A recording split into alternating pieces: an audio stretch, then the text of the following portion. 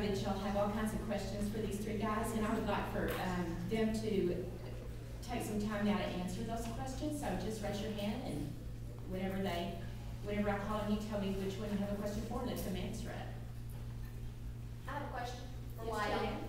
When you said targeting different sections, like the real estate, how would you do that on your website? Do you create a separate page for each of those people, or do you create a separate website for each? No, actually I would create different section for each. I mean, let's say something about services. services. To like first home buyer, click here. Right. Okay. And you can manage that in so many different ways. You can give them more areas for them to talk about, not just one page, but drill down into more information. Okay. Nobody goes to my website. Anybody else?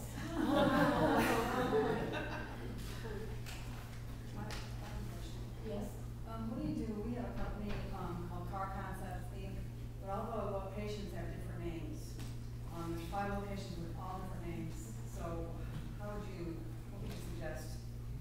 I've already actually talked to Rick before on that. But actually this is a good, if you have different names, different domain names for your company, actually this helps a lot in marketing. The more domain names you have, the better for you. Because the search engine, it doesn't matter how strong your marketing is or your search engine optimization or search engine marketing is, search engine is not going to give you more than 2 spots on the first page, or actually maybe the 10, 15 pages basically. So the more domain names you have and the more marketing you do for these different domain names is going to help you come up higher on the search engine.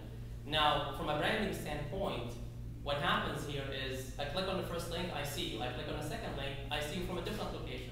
I click on it. So now I'm building a brand in the back of my mind. I see this name all over the place. That means this is something really good for me to be able to have so many different domain names coming from different locations. Can I just put you a question, Wael? And this might be a total novice question because the whole internet thing, I missed that one generation that was so easy for. But if you have different domain names, can they go back to the same website? Definitely. I mean, and that's the thing that you want to do. You want to link. Another thing about the good thing about domain names is you can link to so many different sites that you have. So from each domain, let's say you have 10 different domain names. You go from domain number 1 to domain number 10 and link them back. Domain number 2 to domain number 3, 4, and 5, and just link them back so together. If you type in that one domain name, it's going to take you that same website over and over. You need to have content on these different domain names to make it really much more effective and much more valuable for your marketing.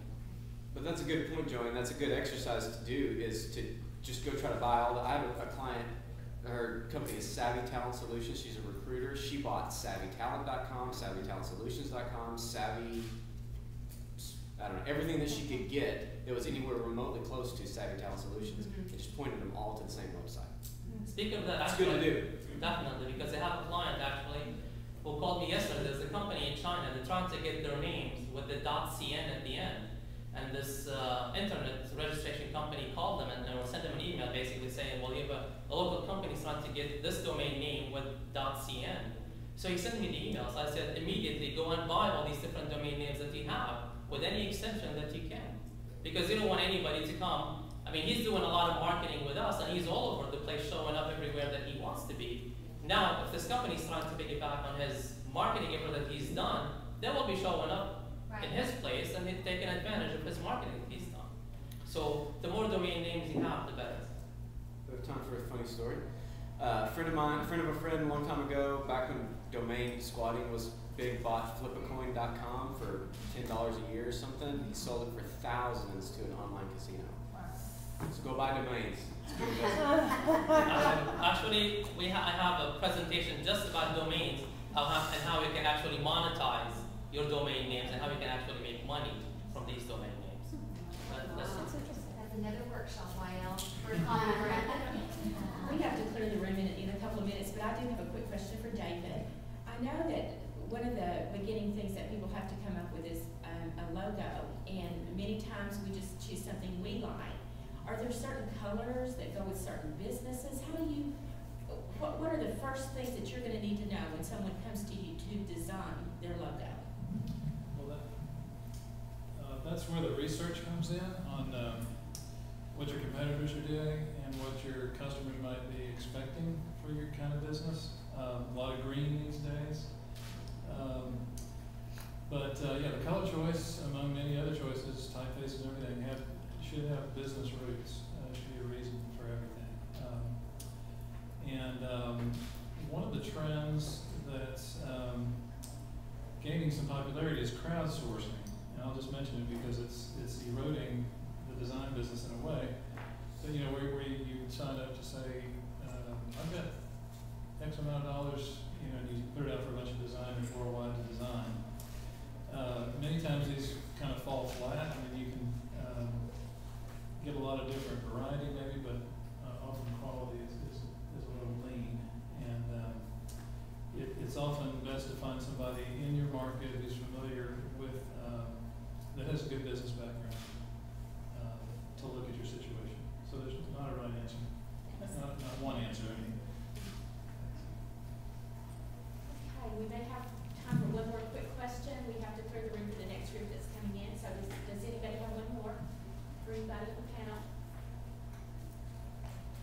I thank you very much, guys. Can I make an announcement about video? Yes, you can. All of this breakout sessions are being videoed, so if you are in this one and you wanted to go to the next one or whatever, they're all going to be online. They're going to be on YouTube and then also on either the Chamber's website or our website, so stay tuned. There'll be a follow-up email. I think they're gonna be on the small business services Oh, okay. portion of the Chamber's website. I really hope to get them on there as Yeah. well. So if you're missing a workshop that I wanted to do the Twitter one too, so I can go online and watch that. All 9 are supposed to be filmed, except for, I think the DBJ ones is proprietary, it's top secret, and you have to, you have to do a retinal scan. And then I think there was one more that someone objected to. In this classroom next is going to be developing a blue ribbon small business, and then Show Me the Money is in Trinity 7, and Generating Business using the DBJ is in Trinity 6. So you're welcome to stay here for the next class or move to the other 2. And I think we're done just a tad bit early. So the next class starts at 10:20, which is in about 12 minutes. So the thing is you try for breaks and all those kinds of things, and to visit with these gentlemen, get their cards if you need one. Don't forget to visit your website and apply.